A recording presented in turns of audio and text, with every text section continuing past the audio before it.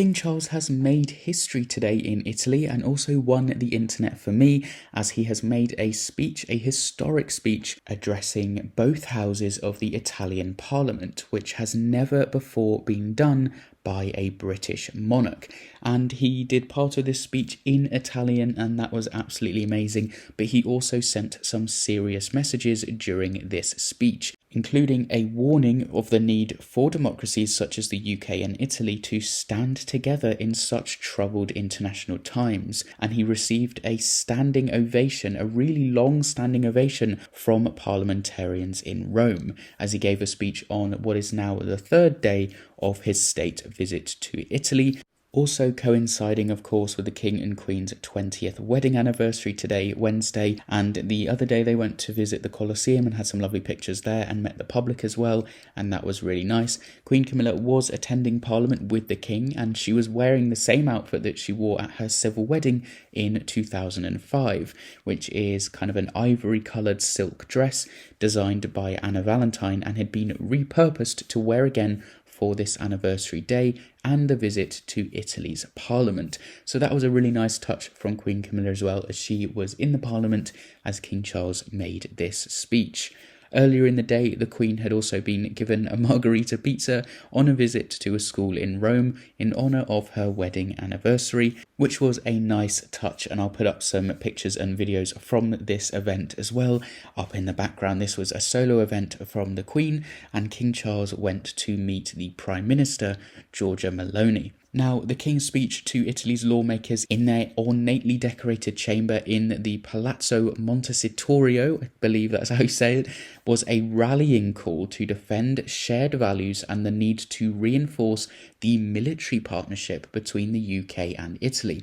He said, "We are both European countries standing in front of the Italian and European Union flags," and he welcomed that the UK and Italy has stood by Ukraine in her hour of need, but warned that images of wars were now reverberating across the continent. He said, "Our younger generations can see in the news every day on their smartphones and tablets that peace is never to be taken for granted. Such threats meant it was important that Britain and Italy stand today united in defence of the democratic values we share." Now, delivering some of the speech in Italian, as I said, he spoke of the long history between the UK and Italy and shared culture going back to the ancient Romans arriving on Britain's, quote, wind-swept shores. And the King told Parliament that he wanted to strengthen links to Italy, a country dear to his heart. And as head of the Commonwealth, and this was a really important part of the speech especially, he also spoke of the role of Canadian troops in helping to liberate Italy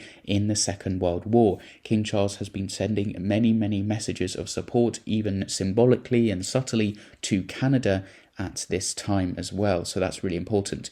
The speech went down really well with the Italian Parliament, with the applause so long at one point that an Italian official began speaking to thank the King, assuming that he had finished. Now, we'll come to the clips in just a moment, and then we'll talk about what else King Charles got up to earlier in the day, meeting Giorgia Meloni and what happened with that. But I'll play some clips for you now of the speech. Here's King Charles speaking in Italian and some other key parts of his speech. Here it is. È molto importante per la regina e per me tornare in Italia per la nostra prima visita dopo l'incoronazione. Il momento è ancora più speciale per entrambe, dato che oggi ricorre anche il nostro 20° anniversario di matrimonio.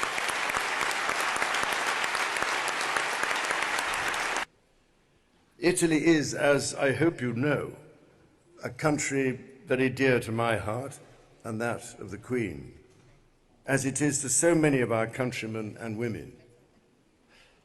I have made 18 official visits over the past 40 years to the Bel Paese.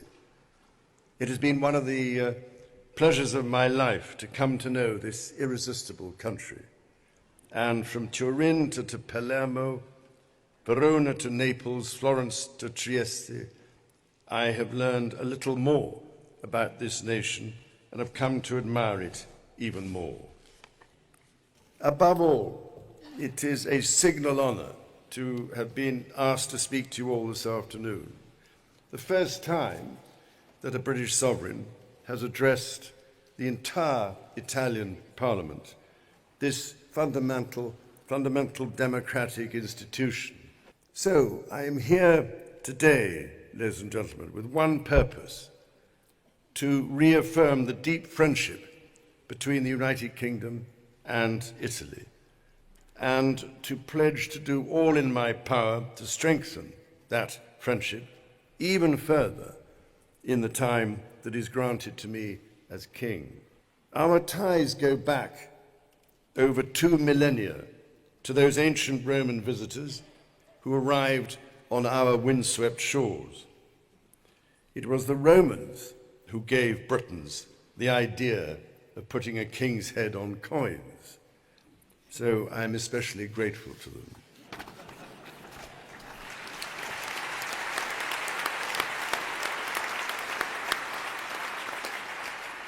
So we are two peoples and two nations whose stories are deeply intertwined, including, of course, with that of our European continent. We are both, after all, European countries. At Anzio and Monte Cassino last year, and in Sicily the year before, we have remembered the British and Allied servicemen who gave their lives in the liberation of this country 80 years before.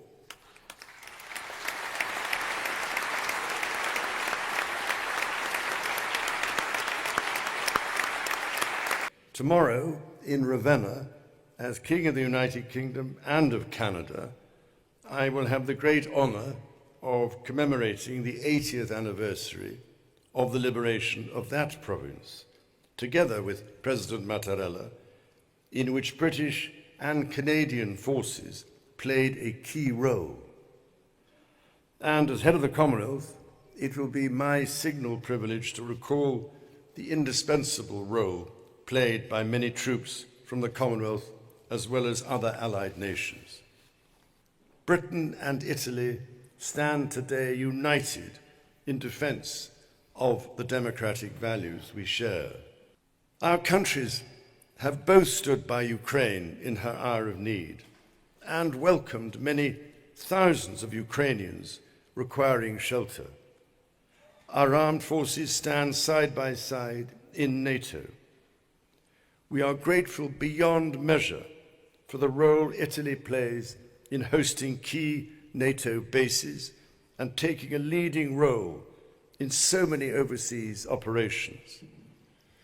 In just a few weeks' time, the Royal Navy's Carrier Strike Group, led by the aircraft carrier HMS Prince of Wales, will exercise alongside Italian forces in the Mediterranean, a powerful symbol of our cooperation. Italy will always be at my heart, just as my beloved mother never forgot her wonderful 25th birthday at Tivoli in 1951, or her stop in Capaci many years later in 1992, where she paid tribute just days after his murder to your legendary anti-mafia prosecutor, Giovanni Falcone. Brilliant stuff there from King Charles. Now, the King began the day earlier on by meeting Italy's Prime Minister, Giorgia Meloni, like I said, receiving a ceremonial red carpet welcome at the Villa Doria Pamphili on the outskirts of Rome, the residence, I believe, of the Italian Prime Minister. Now, the King and Meloni seem to be having an animated conversation with the politician Meloni, a fluent English speaker, as they walked around the 17th century palace's gardens. A military band on horseback lined up in front of the palace to greet the King against the villa's backdrop of orange trees and views stretching over St. Peter's and the Vatican. Now, this evening, King Charles will be spending the evening of their wedding anniversary, of course, at a state banquet at the Quirinale Palace, an event likely to be a showcase for local food and for a guest list of celebrities and dignitaries as well to meet and greet the king.